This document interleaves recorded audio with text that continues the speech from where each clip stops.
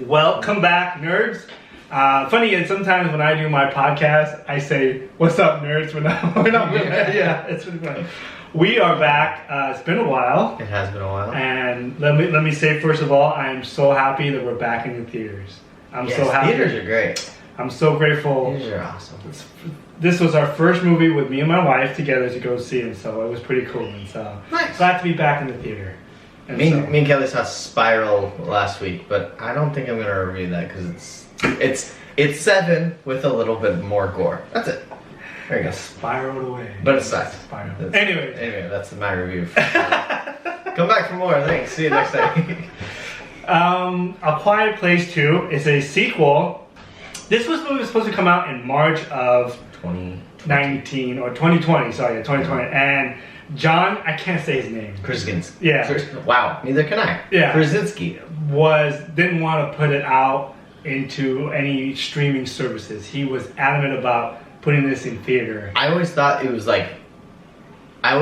him as greedy for doing that. I know, I don't know. But seeing the movie, I understand why he needed, he's like, this is like an art piece that needs to be seen in theater. Yeah. It's like, okay. Just like Dune, but I get it now that I've seen the movie. Just like Dune, I don't think Dune should be going to HBO Max. I have a feeling it will, though, because they have a deal going, but it would still be going to theater. But those type of movies, I think, should be seen in the theater. And so it was, and so is A Quiet Place. I think it was a great, let me put this, one of the best sequels probably in a long time. I agree. Yeah? Okay. As far as sequels go. Yeah. So what did you think of this movie? I liked it. I liked where it picked off right where it left off from the first one. Well, it does the prequel. It was kind of weird. Yeah. It had a prequel to a sequel, so it was kind of interesting how they did this. I love the back and forth between when certain event happens, they kind of make these 3 separate events, or was it 3 or 2?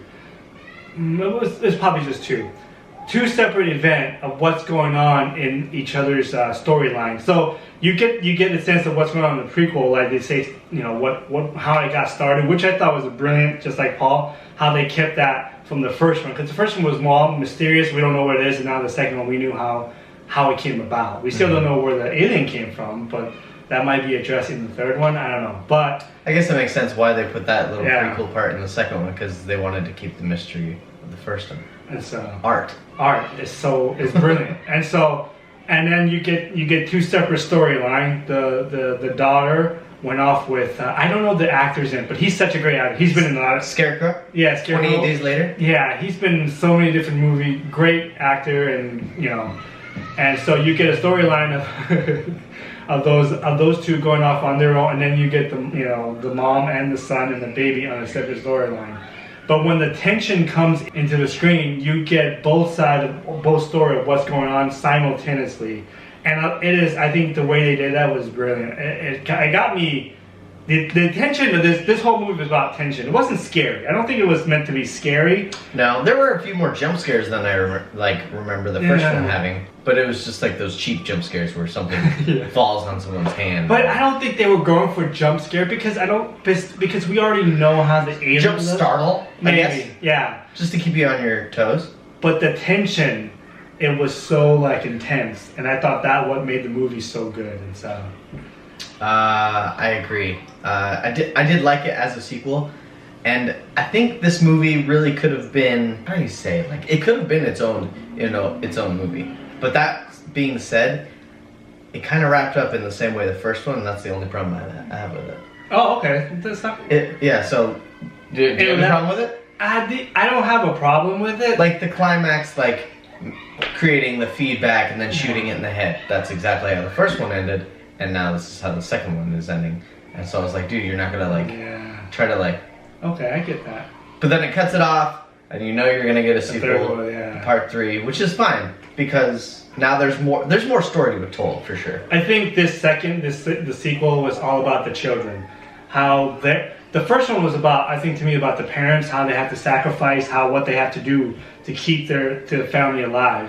This second one was more about the children growing up in this world and trying to survive, taking that mantle of I gotta be as strong as my dad, Even though he's dead, but I gotta be as strong as my parents to be able to survive in this world.